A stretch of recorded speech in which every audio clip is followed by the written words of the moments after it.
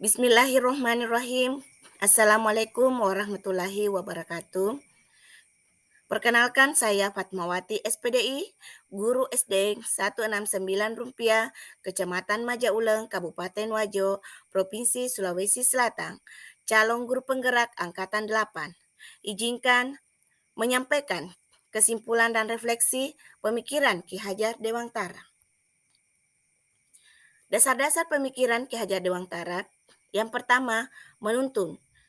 Pendidikan bertujuan untuk menuntun segala kodrat yang ada pada anak-anak, agar mereka dapat mencapai keselamatan dan kebahagiaan yang setinggi-tingginya, baik sebagai manusia maupun sebagai masyarakat.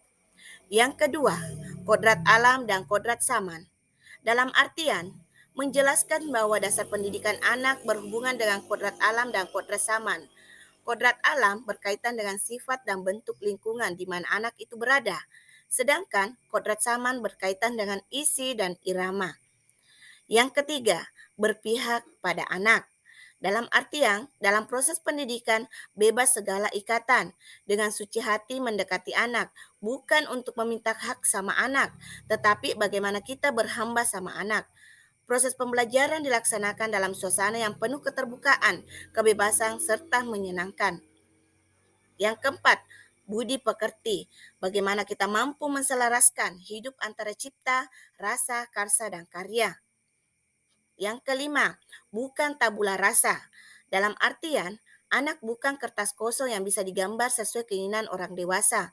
Anak lahir dengan kekuatan kodrat yang masih samar-samar.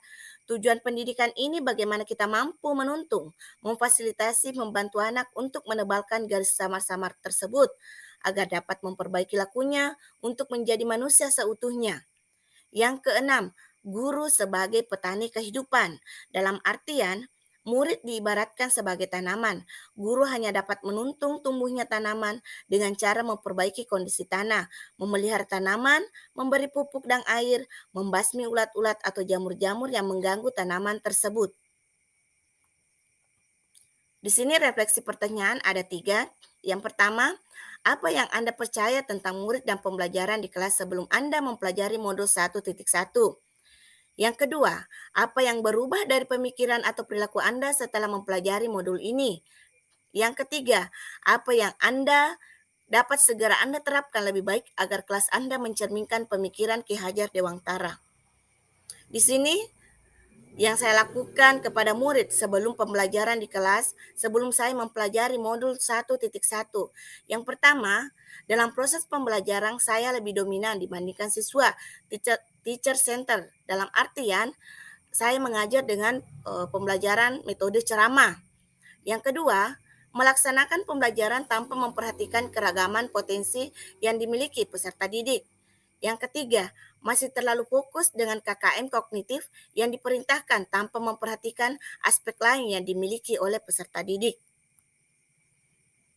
Nah, setelah mempelajari modul ini, ada yang berubah dari pemikiran saya. Yang pertama, pembelajaran yang didasarkan pada kebutuhan dan minat anak dengan mengamati yang menunjukkan capaian anak didik, apa yang disenangi oleh anak tersebut, serta keterlibatan aktif anak-anak didik. Yang kedua, menciptakan iklim belajar yang kondusif, yakni membuat pembelajaran yang menyenangkan, kreatif, dan inovatif.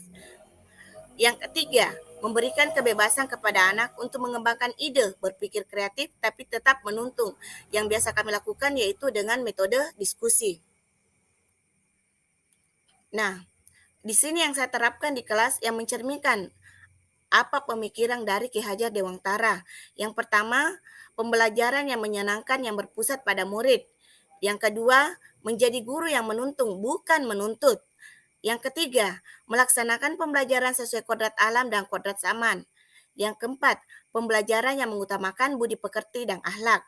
Yang kelima, mengintegrasikan pembelajaran permainan dalam proses pembelajaran.